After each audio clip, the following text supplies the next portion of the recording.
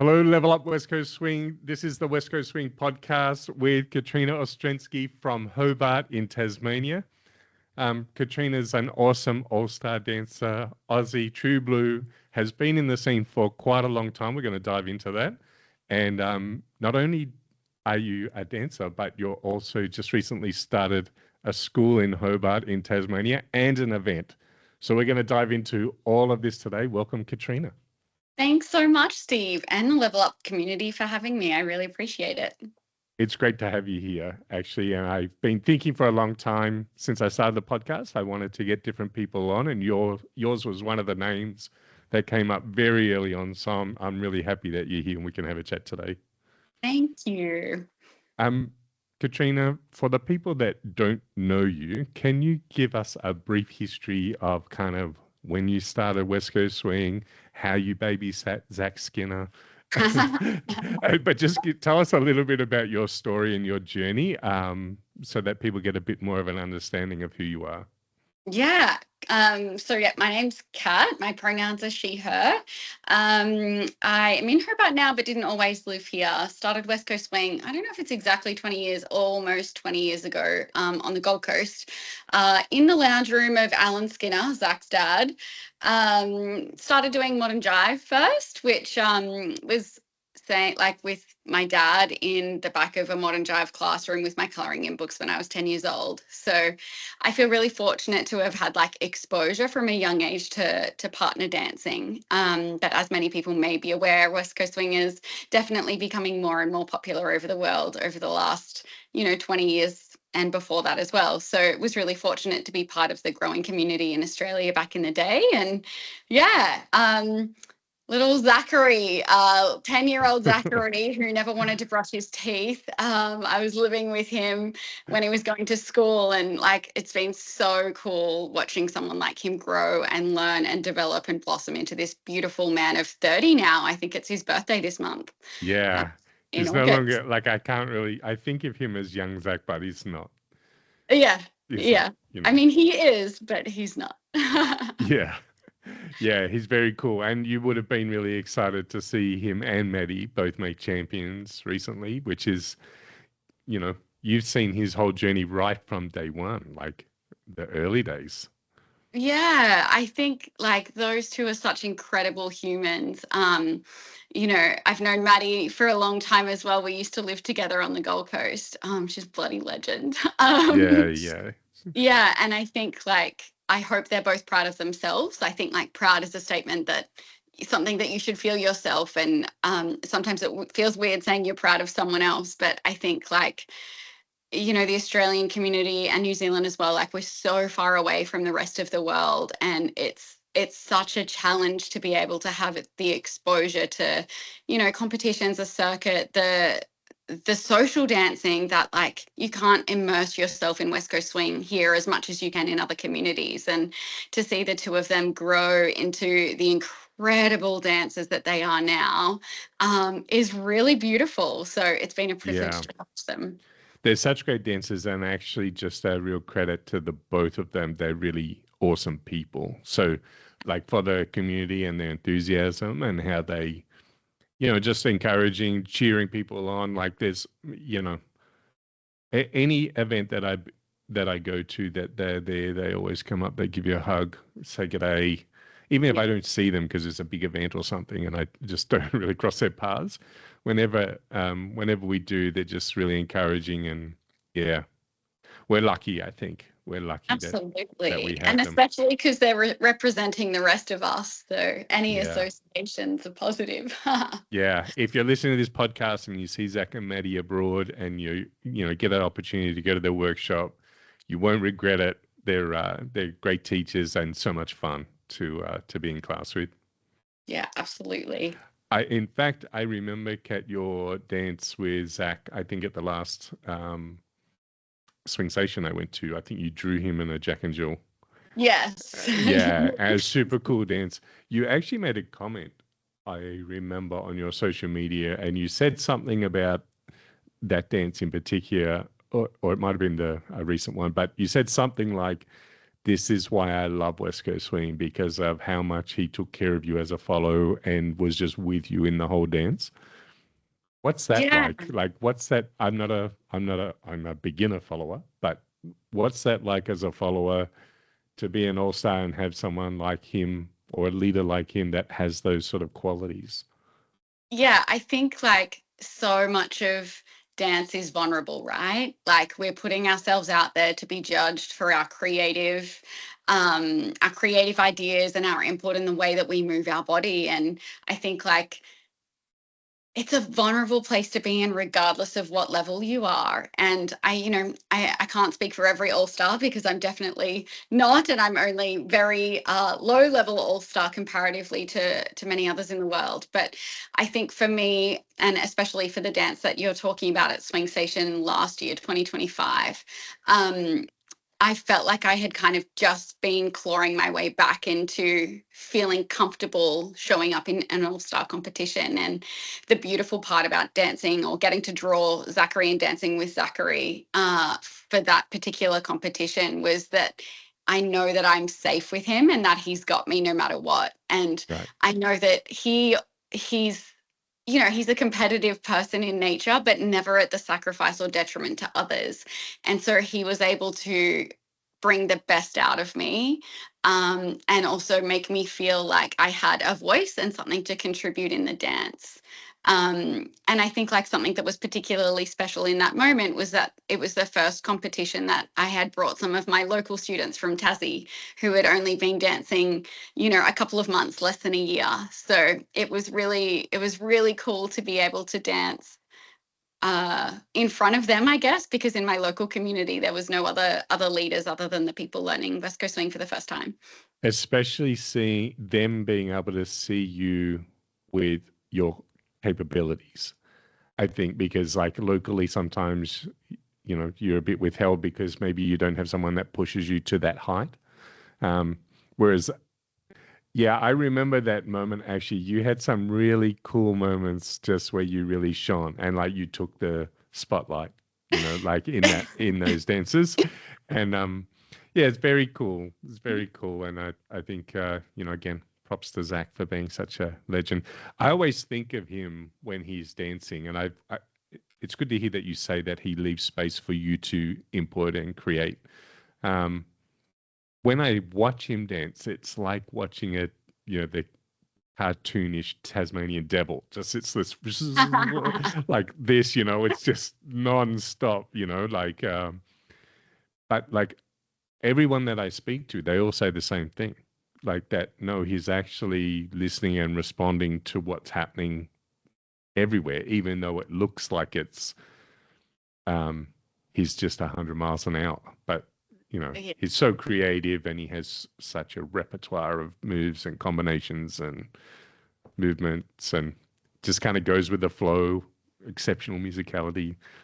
He's a champion. He's a deserving champion. So that's good to hear. Absolutely. I think I would say with Zac, like the beautiful part about the way that his brain works and the way that he sees and creates and puts movement to music is that he sees ideas and options and possibilities in places where others don't. And I think that's why sometimes it seems like it's so fast, but it's because he's so responsive to what's happening in the moment. Yeah, amazing. You mentioned Hobart and your students. Yes. So what's the name of the school again? Is the Swing Collective? Swing Dance Collective. Swing Dance Collective. Yeah. So tell me a little bit about that. You started that school, was it last year? It was September the 23rd, 2024. I can't believe I remembered that off by heart. I didn't even write that one down. I started almost 2 years ago now. Next month will be our 2-year anniversary. It's gone so fast. In 2 years, you've done more than most schools have done in 10.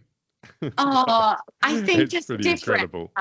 Different stuff. Everyone has their own way of contributing to the community, and I feel really fortunate.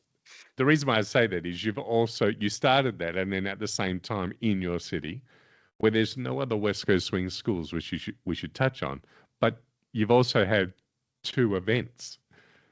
Just one.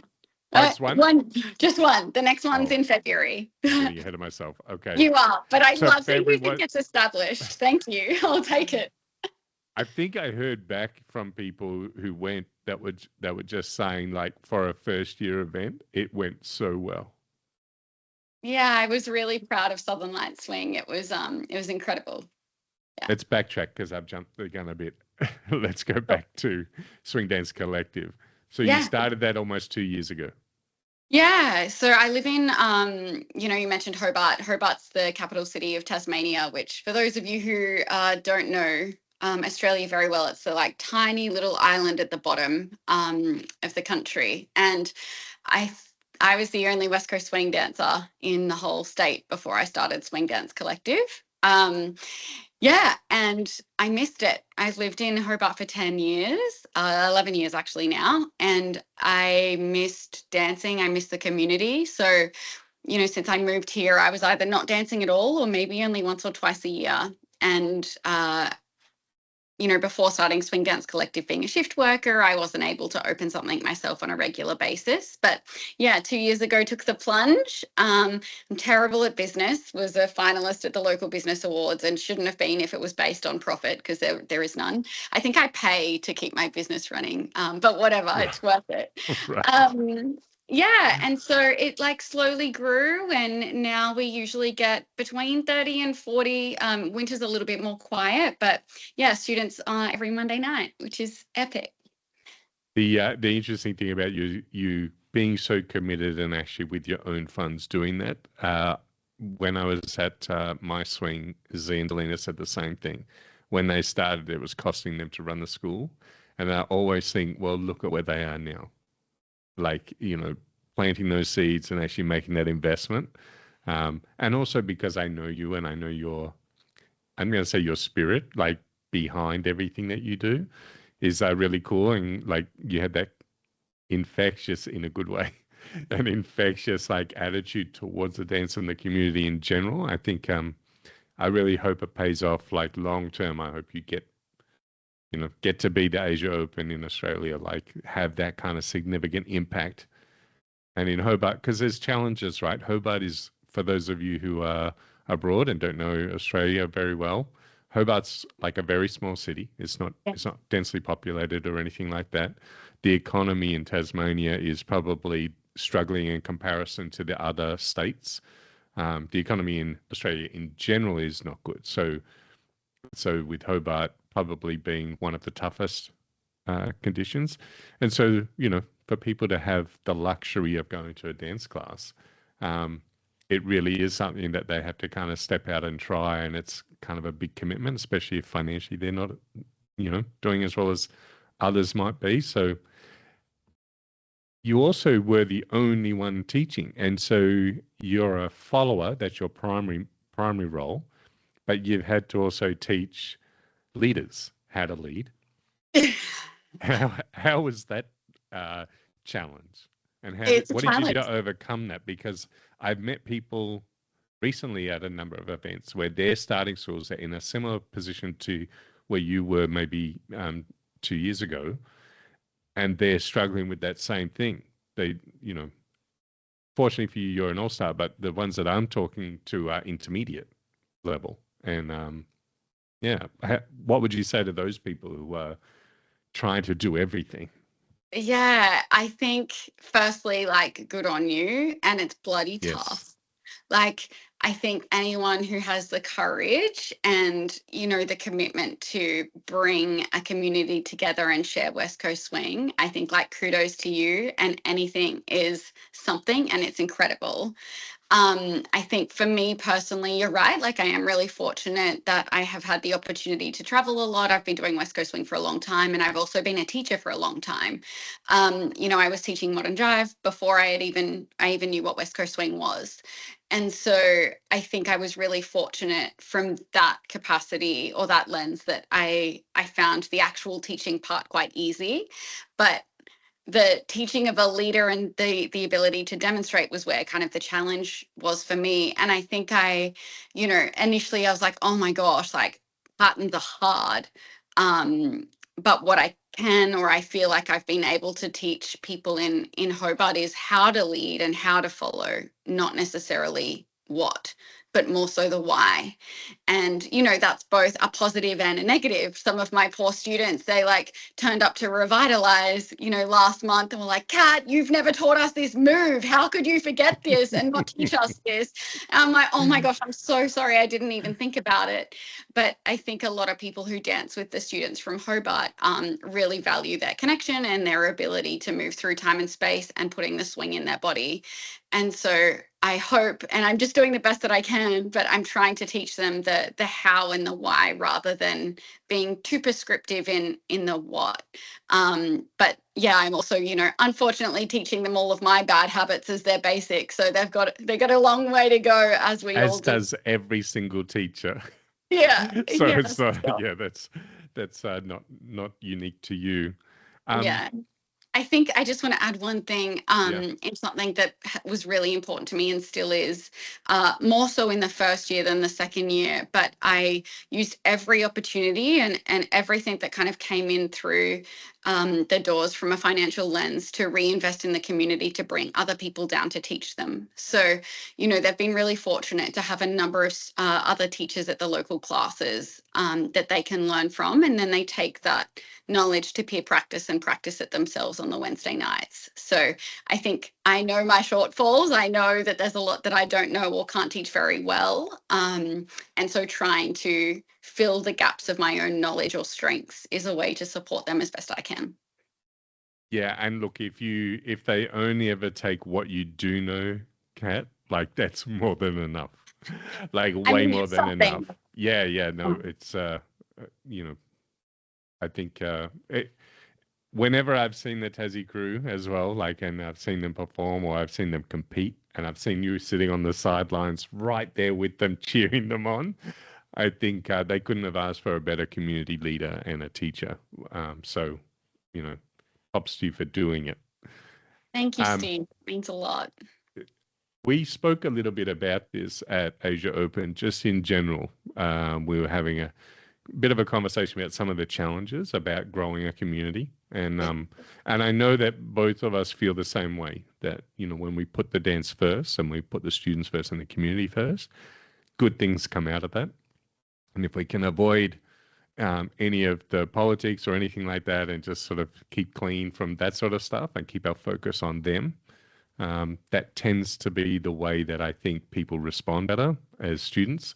But it creates a little bit more harmony too in the community. And I think seeing you support the events like you do around the country, in New Zealand as well, and I saw you at Asia Open, and so that the APAC scene, let's say, Asia Pacific region, I think that's also wonderful as well, just to see your students coming out, see them with their teacher as well, understanding and learning and having those extra inputs is so important. So good job. Good job. Thanks, Steve. Yeah, I think for me, it's, you know, you just do what you can, right? Like, I can't go to everything. I can't go to all the events. And I think we had this conversation before as well. Like, I feel like I'm in a little bit of a unique position as an all-star dancer myself and a teacher who, you know, would love to be and is actively contributing to other people's events that I care deeply about. So, you know, like, fortunate to be on teaching staff and judging and competing at other events, but also having my own community that I need to support to get to those events or other events as much as I can. And as a community leader, support other people's events too, and then also run my own. So I think, like, something that I'm, you know, really trying to find the balance between personally is juggling how I share my energy in a way that is appropriate and fair, and also still respects the value of things that I can offer to other people, as well as my own kind of independent artist and teacher of West Coast Swing, separately to Swing Dance Collective. Yeah, I think that's a personal struggle of most people. Yeah. When you reach that certain point, even I would say even before you become a teacher, like if you become let's say, a more senior community member. You've been around for longer. I'm not talking about rankings necessarily, but you've been there in the scene for quite a while. How you impact others and what you can give to them while still looking after yourself is important. And I think this is kind of a good segue to dive into our pre-conversation before this podcast. Yeah. So I was chatting to you, just for context, we had a call maybe 2 weeks ago just to say, hey, would you like to come on the podcast? And we were just chatting about different things that we might talk about, and also just sort of catching up and talking about just West Coast in general. We kind of dived into some things, and one of the things I was chatting about was making that transition between being a student in my local community and then now leading some things and running some things. And I'm doing my level up stuff online as well, and that's got its challenges. And so everywhere you kind of are doing things as you're growing, but there's a sense in me now that I feel like my personal growth is now, initially that's what drove me because I have my own goals that I want to achieve. But then in order to achieve those selfishly, I need the community to come with me. I can't leave them behind. And I value those people too. I've got good relationships with people at all levels of dance, and I enjoy just being around them. I think they're a part of the community, and so I want to lift them as well. And Perth is in a unique situation now where we're trying to, I'm going to say we're in a bit of a rebuilding phase. We've lost a lot of our, we don't have high level people here. We don't have champions, all stars. I think we have 3 people in advance, of which one's a teacher and the other 2 aren't dancing at the moment. They've left the scene, hopefully temporarily, but they've been out for quite a while. So that leaves, the intermediate pool, which is 4 active dancers, and then the rest is novice. And so we're trying to like grow and get more people to become competent, and I would say intermediate level competent. And that's sort of taken my focus away from my own development, put it into the community. And this is what I see in yourself and others who've taken that kind of role of stepping into those leadership roles. But I wanted to chat to you a little bit about this because I find it difficult as a challenge to say, well, I'll ignore myself and my own goals and put them away for this right now, because I don't actually see the outcome of my own goals. So it feels like I'm giving up on something. But there's also then the challenge of maybe I'm just not doing this properly. Maybe I could actually still learn what I need to learn and still grow in myself.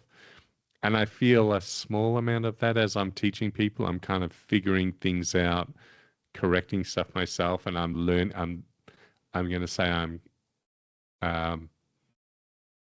understanding more the depth of West Coast swing rather than just being on the surface, but I'm understanding more of the depth of the technique and why it matters and where it matters and things like that. But what would you say to that, Katrina? What would you say in terms of keeping your own skills growing? Because you even said when you went back and you had that dance with Zac, not this year, but last year at Swingsation, you kind of felt like you were just stepping back into that role of where you were in your ability, and maybe, let's say, got to back to your high level performance of what you're capable of. How do you balance that, Katrina? Do I balance it? I don't know. I think, I've got a friend of a little cat who has just jumped onto my desk. Sorry.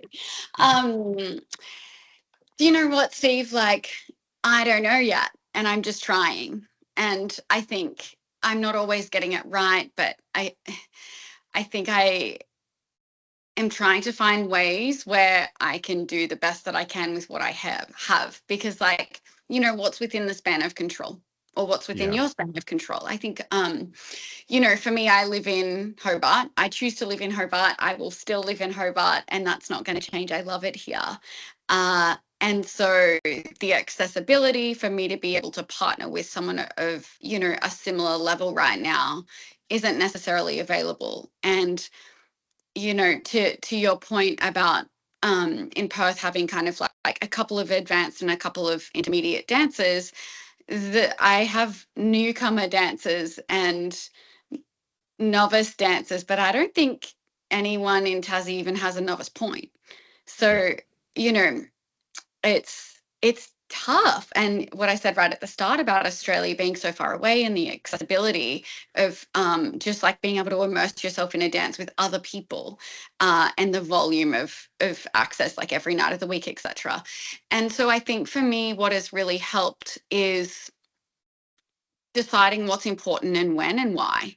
And if you can really like pull back to your why of West Coast swing and your dancing, like I'm saying you as in you because I'm speaking to you, but kind of to everyone.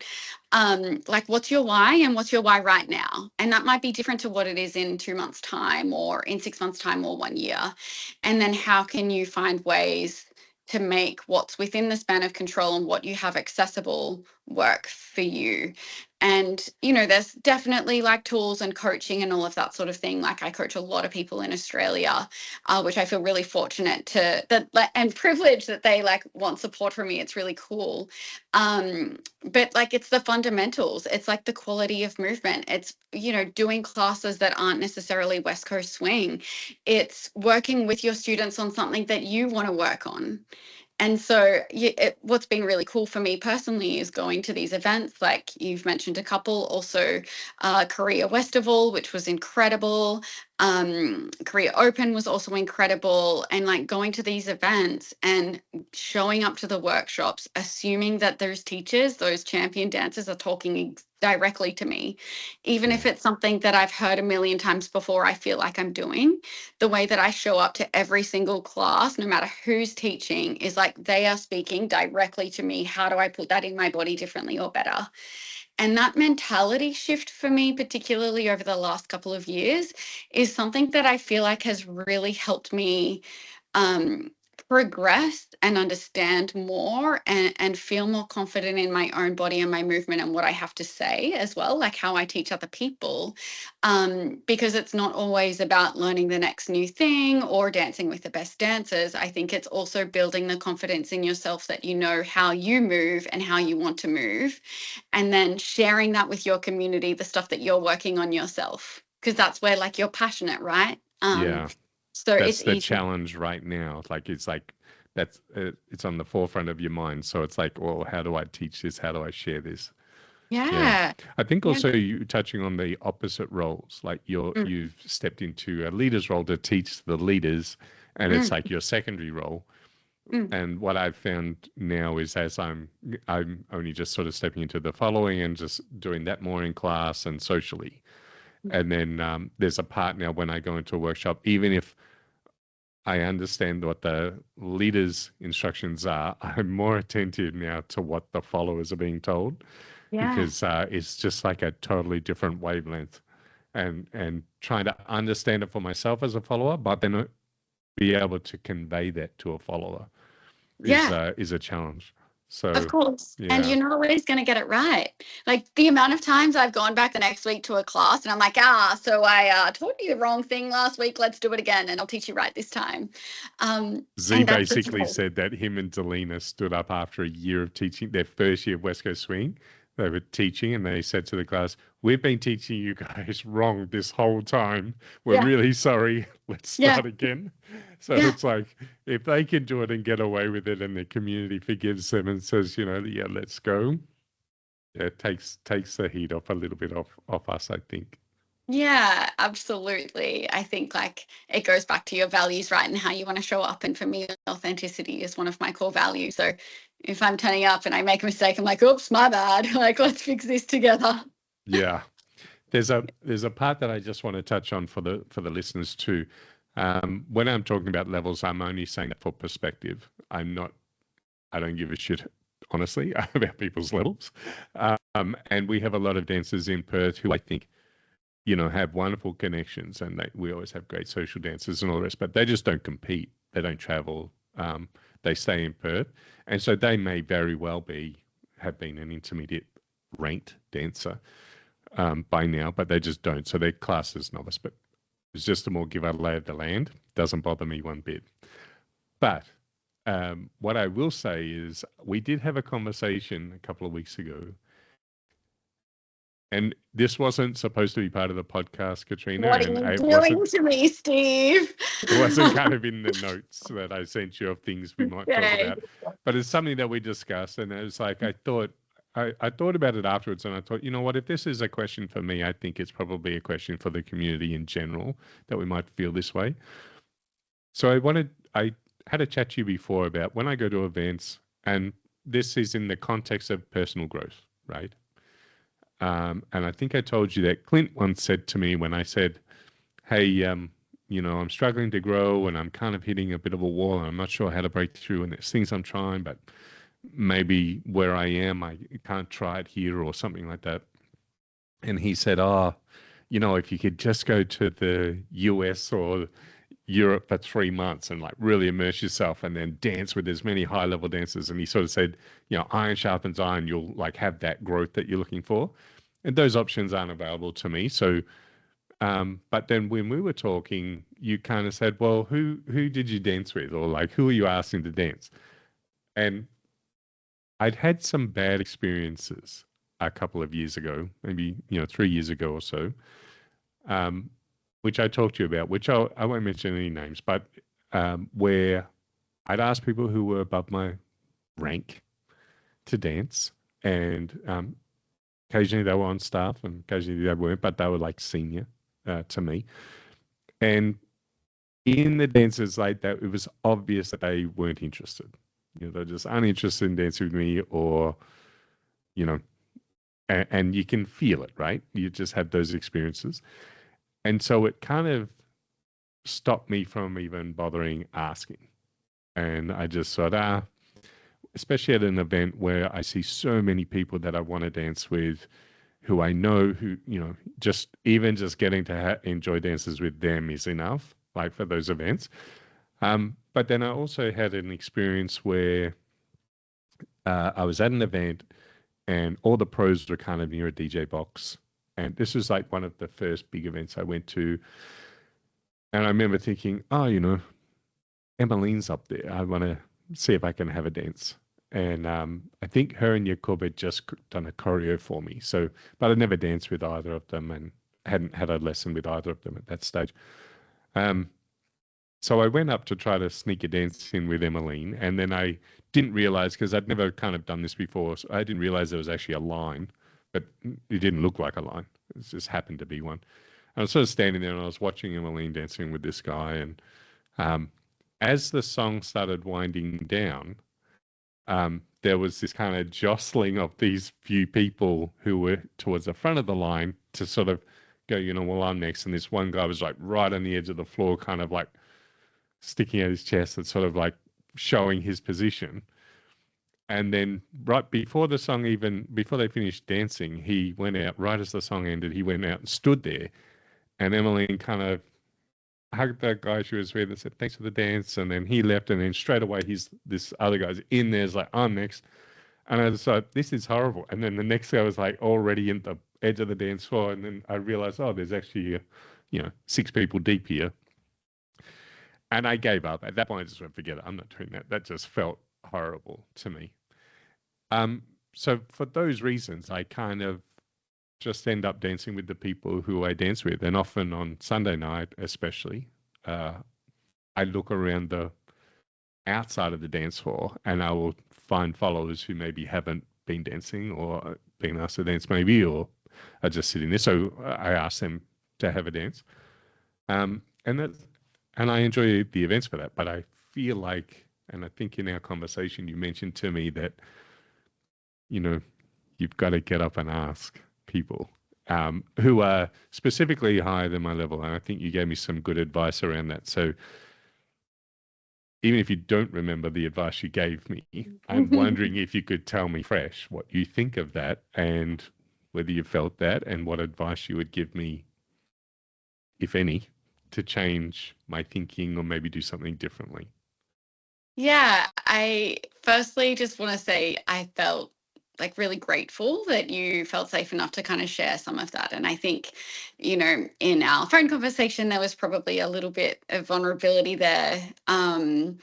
and we don't know each other super well, and I think it takes a lot to be able to share some of those feelings. And I think many people go through turning up to an event and social dancing and feeling that rejection, or sitting down and feeling like you don't belong, or you ask someone to dance and they say no, and then you ask them again and you work up. It takes so long for some people to build up the courage to ask anyone to dance because of that kind of like apprehension and fear of rejection. And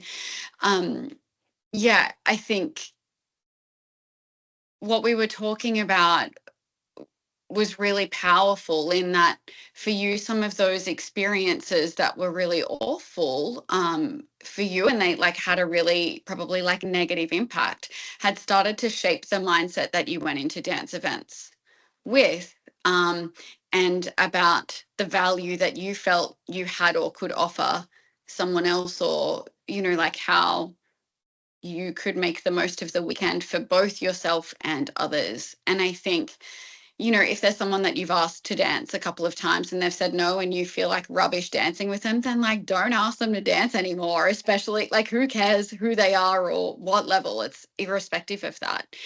Also, I think extend some grace. I definitely do that part now, but I think I also avoid, because I know there's people that love dancing with me and there's enough of them. It's like, well, I'll go and enjoy these dances. But then there's the element of being pushed. Like, for example, if I were to dance with you, you'll do things that are beyond my ability.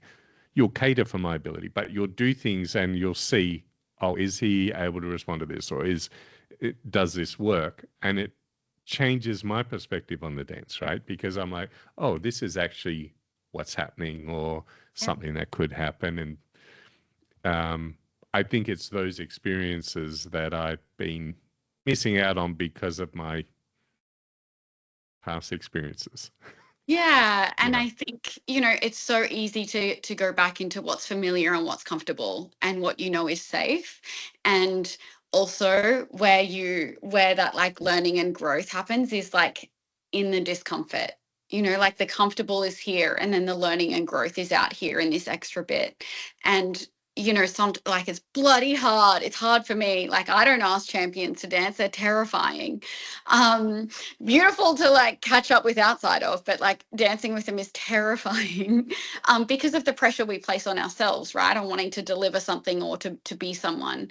But I think like being able to push yourself out of that comfort zone and kind of, I think something I said to you was like, be the dancer or seek dancers of the level that you want to be, like already dance at that level. So like right now, if you're wanting to dance at an all-star level, then show up to a dance or show up as who you want to be as an all-star, and dance like that now, rather than being like, oh, I'm this level dancer, so I have to dance at this level. And, it ties in with your point earlier about your community and people. Like, again, in Australia, we don't have access to points. So, like, who cares about the bloody level? I agree. And so that level now is irrelevant. Like, who do you want to dance with? Who do you want to learn from? What opportunities do you want to give yourself? Because we all invest so much energy, time, money, soul, vulnerability, creativity into this dance, and we need to make the most of it. And it's okay for people to say no to dance with anyone. Absolutely. And we don't, and not that you were saying that it wasn't. Sorry, I didn't. That was no intention. You didn't make it sound like that. I'm just making sure that consent is important, and it's okay to say absolutely. No. Me too. I'm just agreeing. Yeah. But I think also, like, why not? Like, what do you have to lose? And just try. And if it doesn't work, who cares? Like, you look at some of the incredible dancers that we're inspired by and specific dances, and often the magic is in the mistakes and in the opportunity that you're like, oh, I'm just going to give it a crack. And if it works, great. If not, oh, well, what's next? And giving yourself permission to just have a go. Yeah, I think that's awesome advice. And like, it stuck with me what we spoke about, which is similar to today. And I just think, I know I needed to hear it. I thought, yeah, you know what? I probably need to put myself into that arena. I would say personally, it's not even the discomfort of asking or getting rejected or whatever. It's more, I think, over the last few years that I've kind of understood more that we talk about the competition criteria, timing, technique, teamwork, right? The thing that I value above anything else in this dance these days is the partnership. It's like I teach this workshop all the time called Dancing as One, because I just feel like the two people need to be together in it together. Like if you're in it together with each other, you'll both have success or both fail together. But if you have fun together and it's safe and like enjoyable, like those are the moments that are the best. Yeah. That's how I feel. And so I think what it was, after reflecting on your previous comments to me, I thought, oh, it was probably linked more to the feeling of someone's holding my hand and just doing the movements as opposed to being with me. And then, I also will also be charitable on this front and say they might have been having a really shit day. They might have just danced with someone who squeezed their fingers off or did something that wasn't nice, or whatever. So I don't want to make it sound like, oh, it's one-sided. Like it's, everyone's legitimately human and like have their own experiences and stuff. But I thought I would mention it because I thought you gave me some great advice, and I think it should be something that we all kind of aim to push through. And I really like the idea of, if you wanted to be at this level, then ask people of that level and experience it. I think that's actually really sound advice. One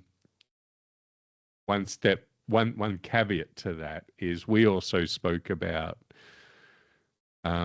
sometimes the feeling of when there's a high level dancer, like say yourself, and then another dancer of a lower level thinks, well, I've got this high level dancer now, I'm gonna like thrash it like a race car or something. Oh my God. Yeah. Yes.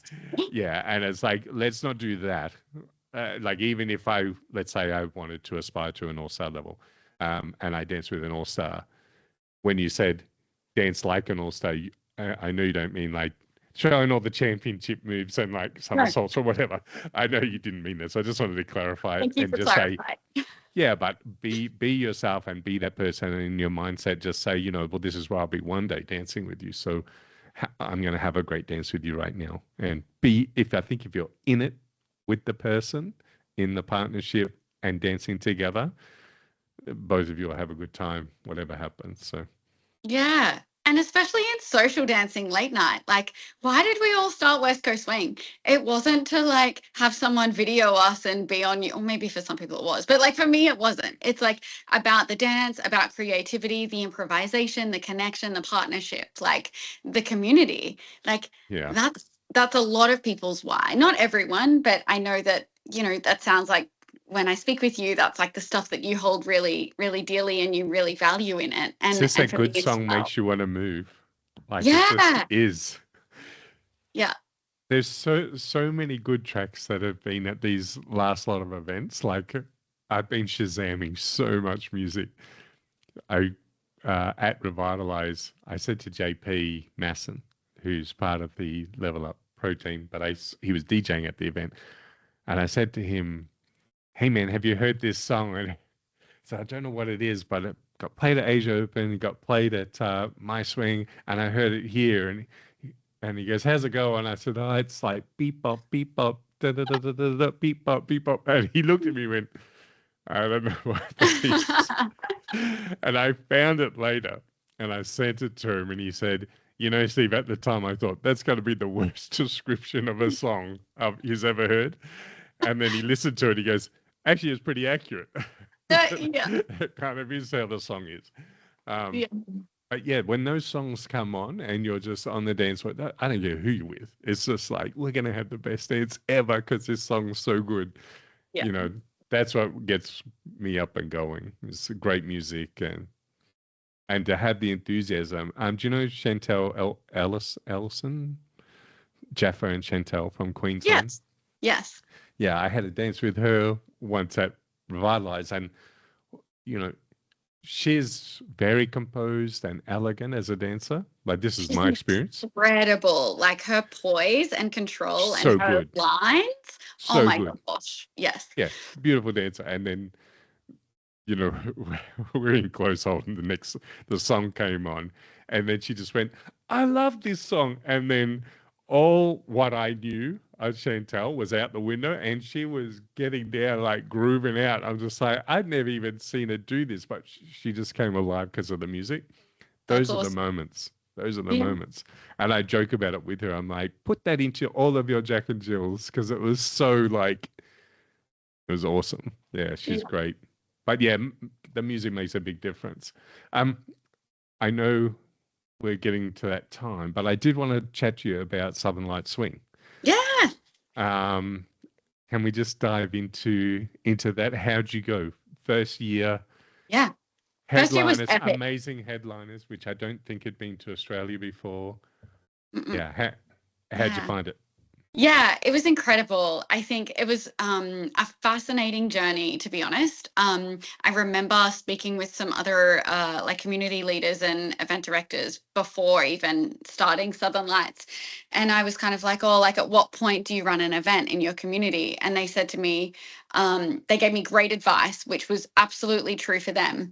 But they said, don't kind of run an event until your own home community will be able to support the event in case like no one else kind of shows up. And I like thought about that. I was like, shit, sorry, shouldn't have swore. I was like, bugger. um, whoops. That's totally I was fine, by the way. I was like, well, in Tassie, that'll be never then, because, you mentioned it before. It's just like we're so far away. It takes a lot of money and investment to be able to travel for West Coast Swing. And I was like, how can I convince these people who have been dancing for 6 months that they should spend thousands of dollars and all of their annual leave to go to an event? Like, because it's hard to show them the why of West Coast Swing at a Yeah. very local class when everyone's brand new. And I was like, oh, well, that's never. And I was kind of like, I'm never going to be able to take Tassie to West Coast Swing. And so instead, I'm going to bring West Coast Swing to Tasmania. And I just got like goosebumps because my mind flicked straight to like the incredible, overwhelming, beautiful support from the Australian, New Zealand, West Coast Swing community and people kind of showing up for me, showing up for Tassie and supporting the first Southern Lights Swing. Like we sold out, which was wild. And then the That's other part of it, unreal.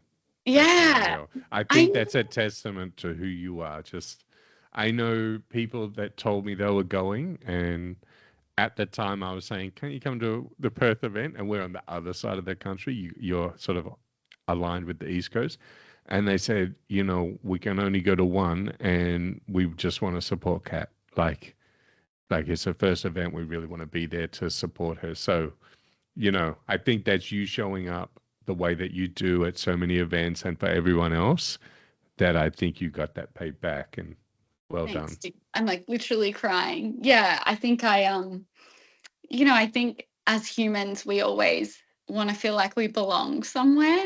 And I think, starting Tassie Swing Dance Collective has really helped, and obviously Southern Lights. But I think, West Coast Swing and the community of West Coast Swing is somewhere where I feel like I really belong. And the people who I've known, especially for the last like 20 years, have seen many different learning parts of my life. I have not always shown up as my best self.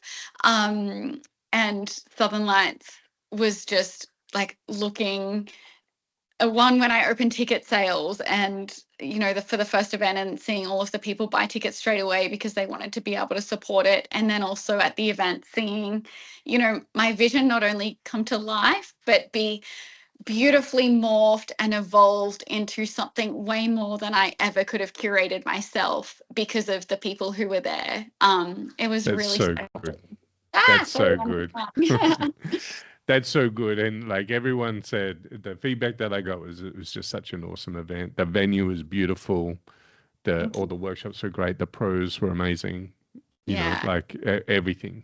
Yeah, and I guess that was a bit of a risk too, right? Because I'd never met Joao and Savannah before before Southern Lights was the first time I actually met them. And But talk about good timing, Katrina, I because they know killed it at the US Open. they They were smashed it. That was incredible. so freaking good. And I think for a couple of years that's been coming, but then to have them on the back of that Yeah, was really good. And yeah, you and I also think had the Wolves as well, right?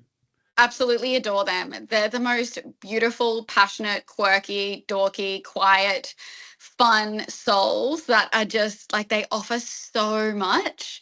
And I'm really excited for next year as well. But I think for You know, me, I Philip, mean, for those of you who haven't seen it, Philip's danced with Emma in the Jack and Jill to the Blues song. yeah, Holy cow.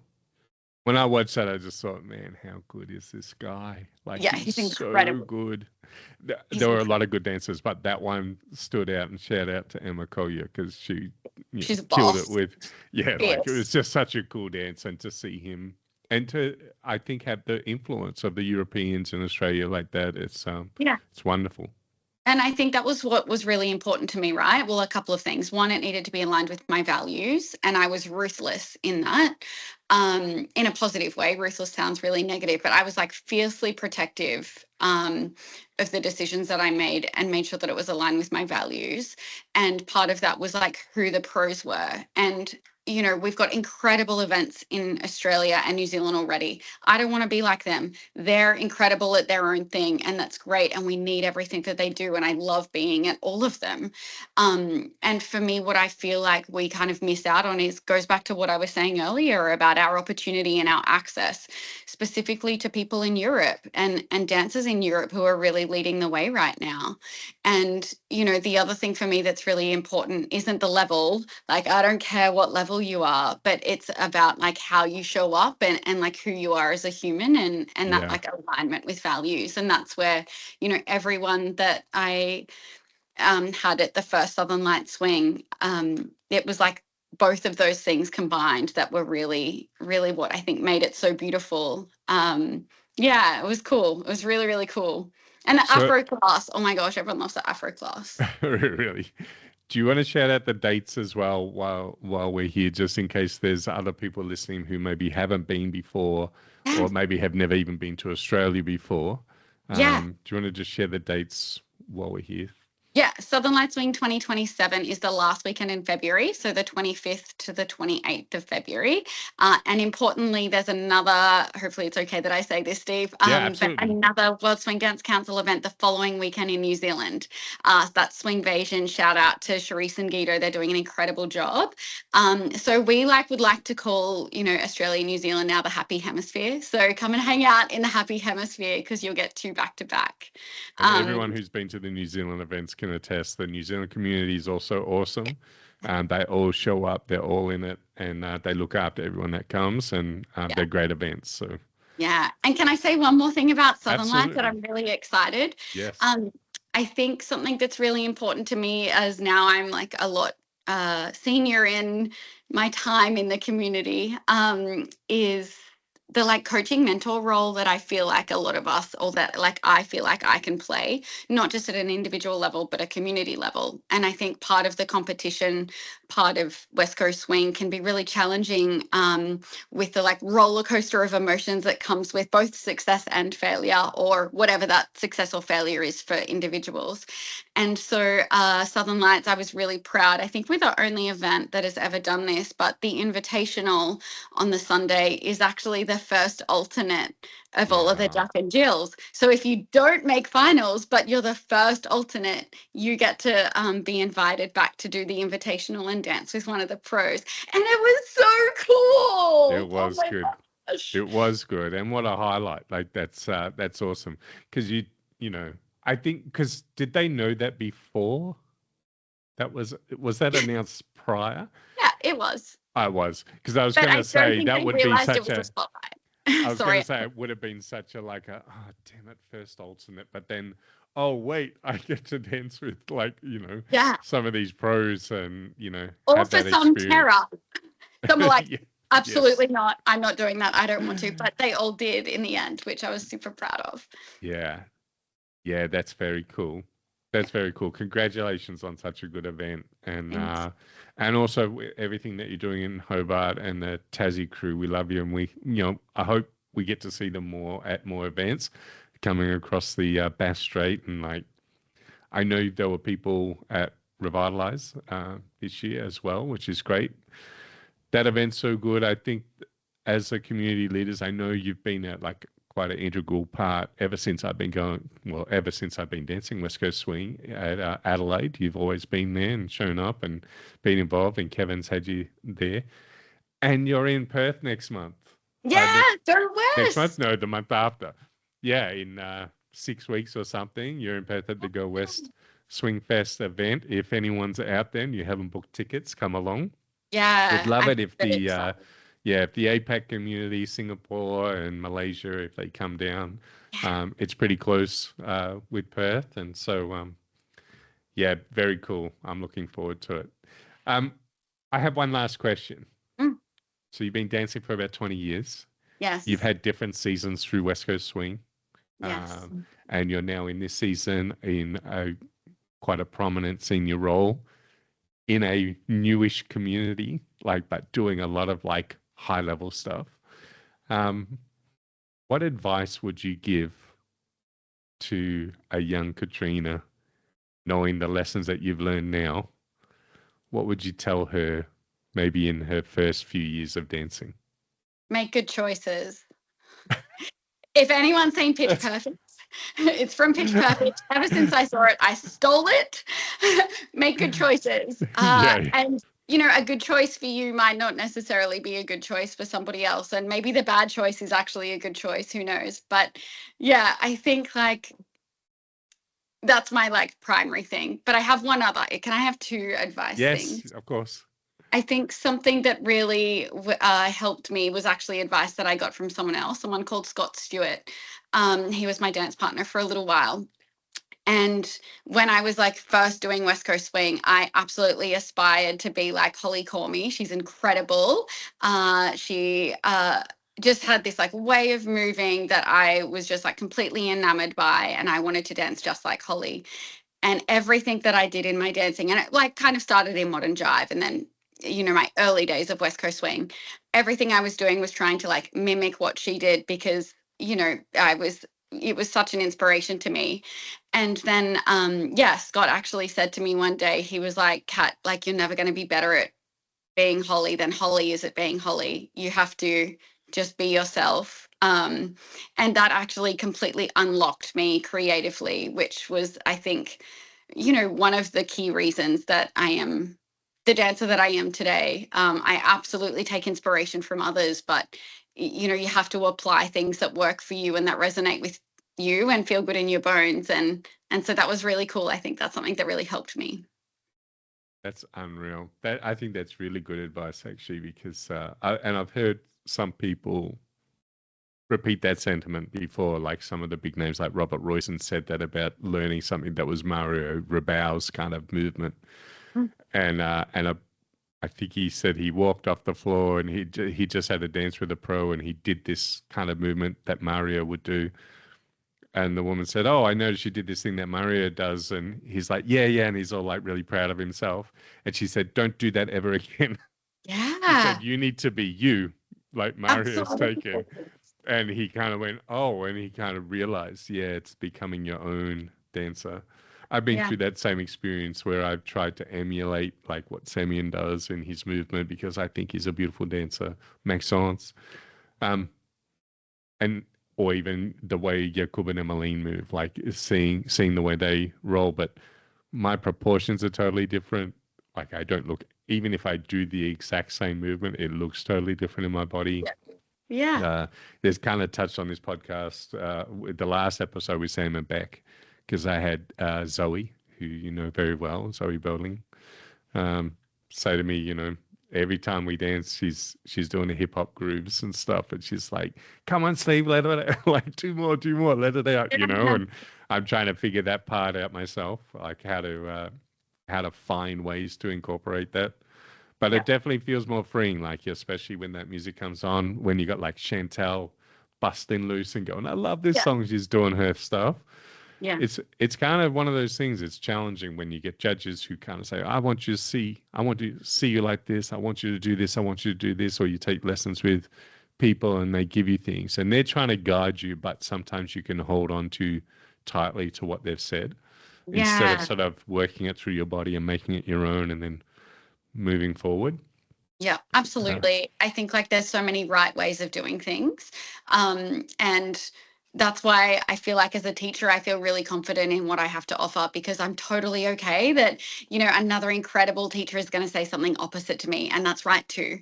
Yeah. And like that's the cool part. And what, all different kinds of instructors can offer you is a tool, an opportunity, an idea of something that you can mold into something that works for you, or only apply it when it's relevant or feels relevant. And, that's creative as well. Like, yeah, that's why West Yeah. Coast Swing is so beautiful. Yeah. Yeah, it's the flexibility. Semi Marie just touched on it on a Level Up live stream inside the community recently, where someone was talking about learning concepts and things like that, taking that back to the community. And Semian said, hey, listen, just take the concepts, hold them loosely, but apply them in your body. And then he said, trash them.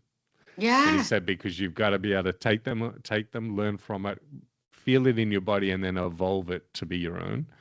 And I think that's a really good thing. And the fact that you touched on this with the way that you're teaching the students. It's not that this is the way, it's just learn this for now. Yeah. Like, because it's going to change later. And I think a big part of that is being able to let go of some of the boundaries that we put on ourselves, or maybe a judges put on us at some point, or a pro or a local teacher, and then kind of relax and just Yeah. And I think flow. that totally. And I think that in the same way, like knowing what it is that specific teacher is trying to teach you, apply that to your own movement for that class so you can get the most out of it. And I want to give you an example. I'm sure Zoe won't mind me saying this, but at Revitalize, we were learning from Jordan and Tart, who, oh my gosh, Yeah. heroes. And so different in some ways to a lot of the content that we're kind of exposed to at the moment, with like more of a delayed weight transfer, whereas Jordan and Tart are like committing your weight. And we were in the workshop doing like the solo section, so it was like all of the followers together, and Zoe and I were next to each other, and Tart was teaching like a kickball change kind of thing, or whatever, something like that. And Zoe like couldn't get there. And I was like, oh, Zoe, you're learning from Jordan and Tart, like commit your weight on all of the beats. And then it like unlocked in Zoe, and she was able to do everything because, she's been learning for so long to like delay our weight transfers. That's right, if you're wanting to do that. And then it's also right to like commit your weight. And so being able to like show up to those classes and be like, for this class, I know I need to, get my weight over my foot on all of my counts. And then it unlocks and makes accessible what it is that people like Jordan and Tatiana are trying to teach you. One of the guys in the shout out to Moyes, one of the guys in the Level Up community just shared a video of his Jack and Jill where he came sixth, and he was talking about delayed weight transfer and the pulse, and however you want to say it, delay, partial delay, like whatever said. And so I created a video giving him this feedback of just these two little things. And one was this delayed weight transfer or landing full. And I was literally going through it going, you can do the delay, which is what I was sort of recommending at that point. But I said, but actually you don't always want to do the delay.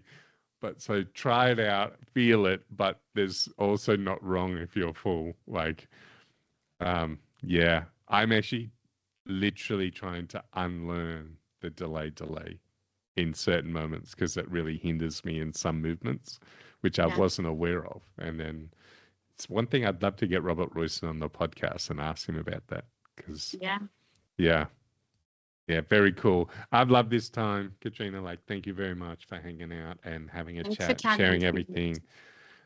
So great to speak to you. I can't wait to see you in Perth and then also in Adelaide, I think. Are you coming to Adelaide as well? Yeah, on stuff for Adelaide and Perth, which is super exciting.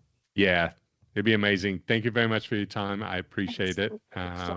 Really enjoyed it, and thanks for sharing everything with the community. Can't wait for you to ask me to dance, but maybe I'll beat you to it. Yeah, I'll ask you first. Yeah, I'll be sure to ask for sure. Yeah. Thank you very much, Katrina. Thanks so much. Bye, everyone. Bye.